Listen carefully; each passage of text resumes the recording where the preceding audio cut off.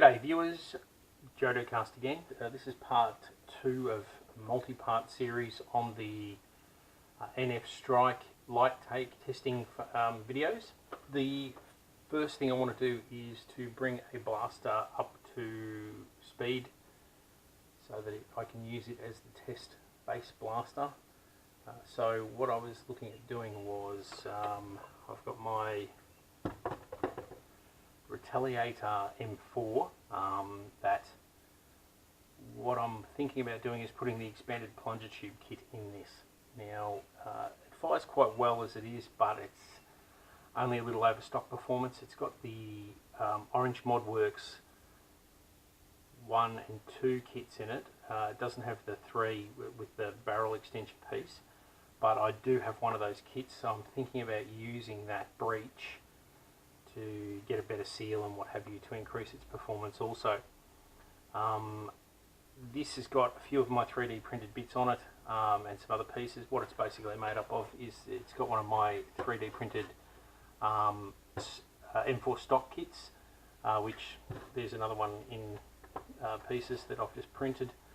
It uses one of my 3D printed Retaliator M4 handles, which there's another one that I've printed, and I've just recently sent one out to Ben, and it's also got the this is the F10555 pump grip kit, and I designed and 3D printed some Picatinny rails to attach to it to give you that Picatinny rail side.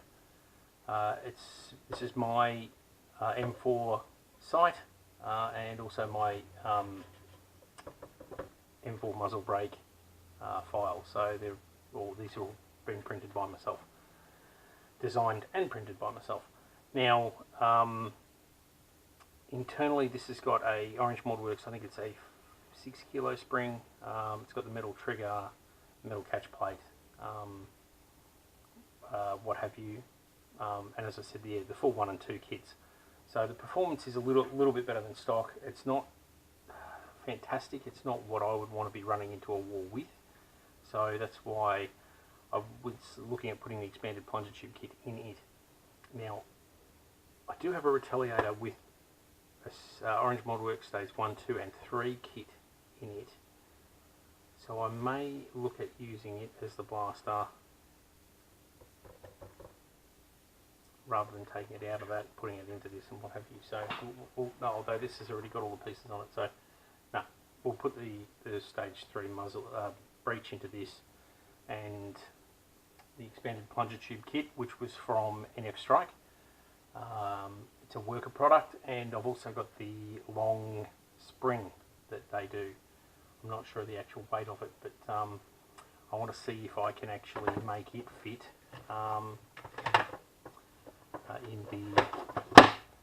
in this setup. If not, I'll be looking at taking the end off this and maybe running the spring back into the actual stock itself, because the stock is only,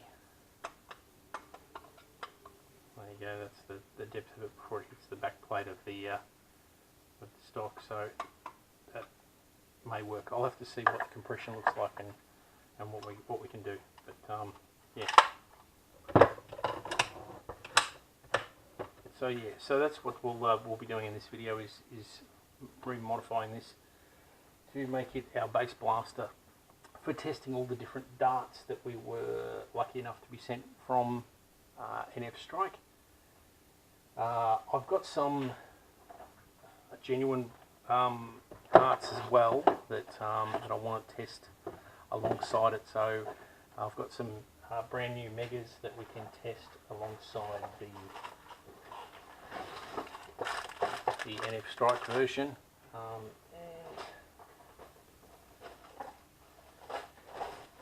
I've got, where are they?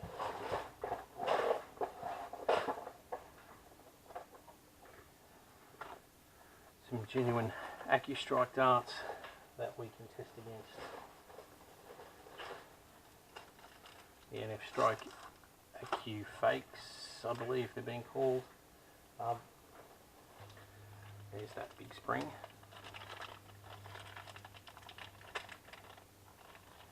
yeah, so we'll have to see, yeah, so that might actually sit in there alright. We'll see, we'll do some testing with that. And there's the expanded plunger tube kit. Now I had a brief look at it since the last video, and did some minor mods to it. I did put a little bit of tape under the O-ring and lubricated the actual plunger. I'll re-lubricate it before I put it in, but just to make sure that it's getting a really good seal, which it is.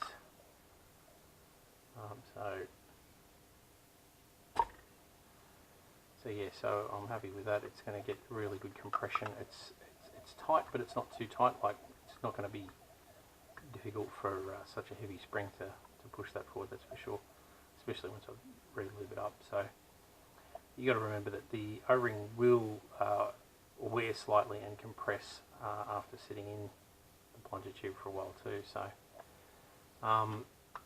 yeah, so that'll be going in. So looking forward to getting a little bit more performance out of this. So what we might do is we will set up our chronometer, and we will do a chrono test with the darts in its standard form. Well, not standard, in its current form. Then we'll do the expanded plunger tube mod and see how much, if any, we're able to increase the FPS by. What we might use for that testing is just standard elite darts.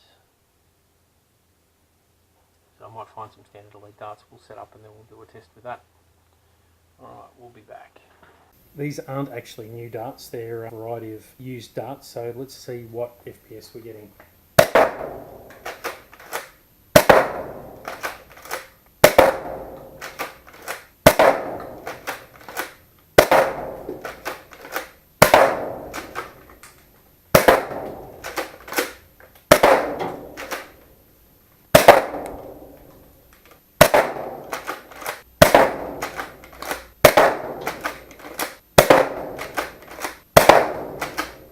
Alright, so that gives us a bit of a guide as to what the FPS is in its current form.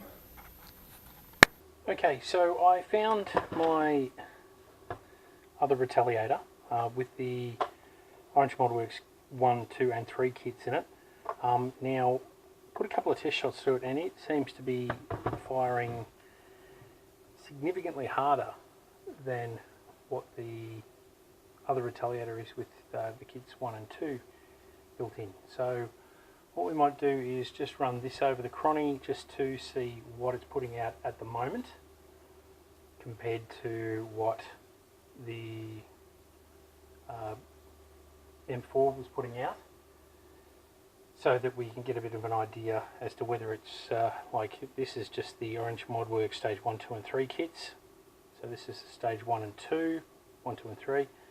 And then we'll go to the expanded plunger tube and what have you, and see what the difference is from there.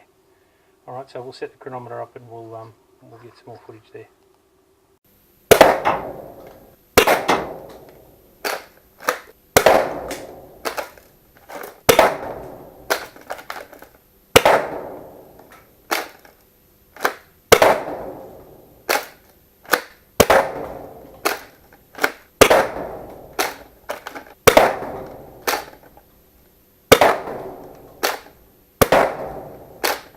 So that gives us a bit of an idea as to what the FPS is from the Orange Modworks stage 1, 2 and 3 kits.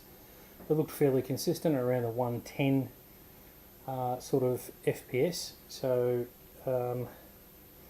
let's see what sort of an improvement we can make upon that. Now, that obviously was without a barrel extension, so barrel extension will knock off a few feet per second due to the drag that it creates, the dart travelling down a barrel. So, you know, let's say we knock 5 off, you're still looking about 105 as an average sort of FPS. So, still a bit more than what the M4 was putting out. So, let's go with the expanded plunger tube mod and see how much we can improve.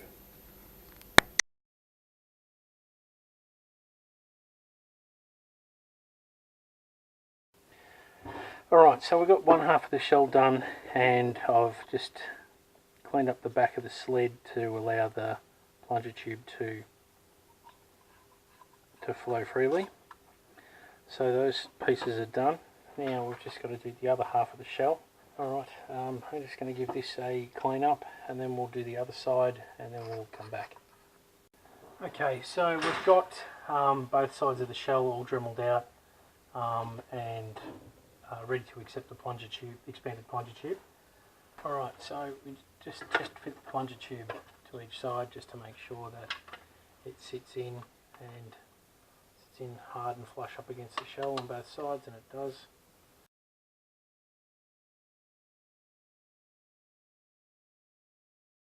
Right, now, so before I can go reassembling, I'm going to have to sort out what I'm doing with this barrel attachment setup. So what I'm going to do is Dremel out the inside of this to try and get that to actually thread in. I'm going to have to be pretty freaking close about it. So I'm going to have a go at that, and then I'll be back shortly.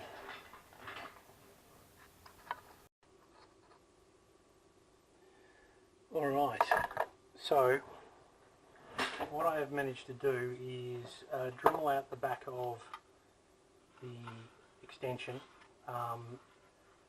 to just the right size, and then while it was still nice and warm from being Dremeled, I threaded the barrel extension onto the actual end piece, I don't know, whatever you want to call that, barrel tip, and it's carved a thread into the plastic of the barrel extension, so that will actually now screw on. So, alright, so now we can assemble the majority of the blaster.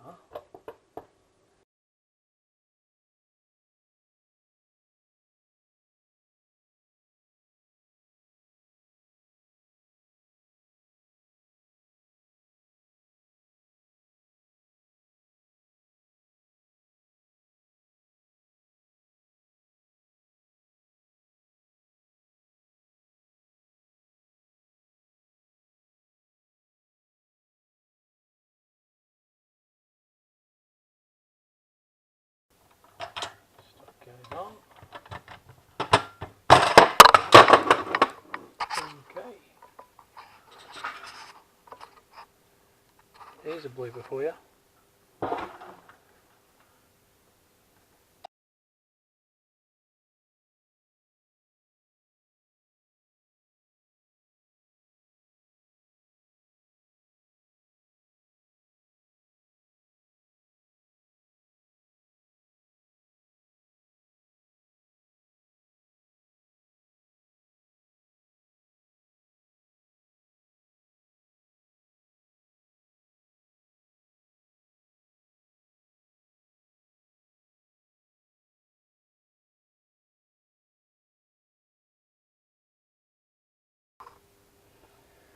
Alright, so I had to do a little bit more dremeling out, and like at the back of the stock here, I had to take the end out there a bit cleaner so that it doesn't ratchet against the spring. I had to take out the back of where the plunger tube sits a little bit to allow for the plunger head to come out a little bit so that it would catch, because it wasn't catching. So there's been a few modifications I had to make for it to catch and what have you. Now let's see if I can just barrel the screw on.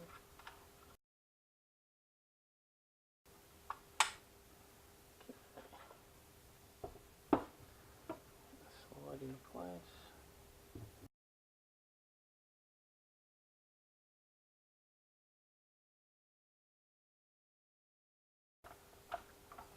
Just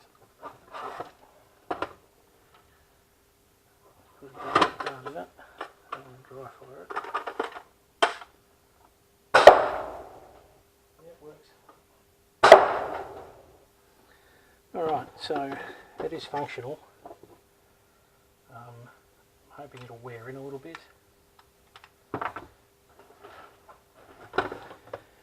become a little bit more user friendly.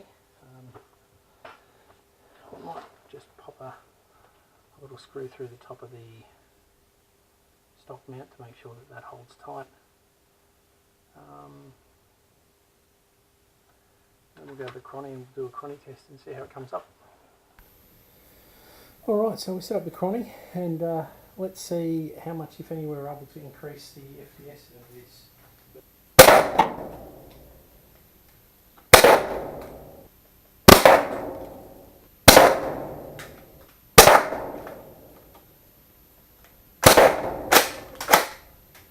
Very inconsistent. It still needs some work to fine tune it. Alright, so yeah, overall it's made quite a significant difference. It's firing quite well. It's a little bit sort of intermittent. It's quite difficult to prime or get it to catch. So there's probably a few little kinks that need to be worked out and what have you, just to refine it and get it operating a little bit smoother. But look, it's getting up around that 120 to 130 sort of FPS fairly regularly, so which is a good improvement. So yeah, look, thanks very much for watching, and I'll catch you on the next mod. Cheers.